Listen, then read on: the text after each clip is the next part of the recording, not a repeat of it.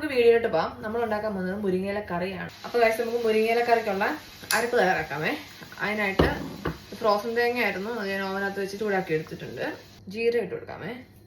നമുക്ക് വെളുത്തുള്ളി ഇട്ട് കൊടുക്കാം, കുറച്ച് മഞ്ഞപ്പൊടി ഇട്ട് കൊടുക്കാം. നമുക്ക് ഒന്ന് അരച്ചോണ്ട് അതിനായിട്ട് ഞാൻ ഒരു ചട്ടി വെച്ചിട്ടുണ്ട്. നമ്മുടെ വെളിച്ചെണ്ണ, നമ്മുടെ നാട്ടിൽ നിന്ന് കൊണ്ടുവന്ന വെളിച്ചെണ്ണയാണ്. വറ്റൽമുളക് ഇട്ട് കൊടുക്കുന്നുണ്ട്. കുറച്ച് കറിവേപ്പില ഇട്ട് കൊടുക്കാമേ. മുരിങ്ങയില ഇട്ട് കൊടുക്കാമേ. ഇത് പെട്ടെന്ന് വഴണ്ടി വരുവേ, ഇലയൊക്കെ ആയതുകൊണ്ട് സാൾട്ട്. ഇലയൊക്കെ നല്ലപോലെ ഒന്ന് വെന്ത് വന്നിട്ടുണ്ട്. ഈ ഒരു ടൈമിൽ നമുക്ക് ഇതിലേക്ക് ഇതിന്റെ അരപ്പൊഴിക്കാം.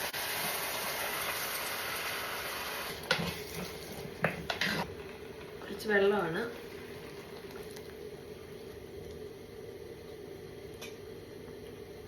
ഒരു പൊടിക്ക് ഉപ്പൂടെ വേണേ. മുരിങ്ങയിലക്കറി റെഡി ആയിട്ടുണ്ട്. തിളയ്ക്കാൻ പാടില്ലേ, ഞാൻ ഓഫ് ചെയ്യാതുണ്ട്.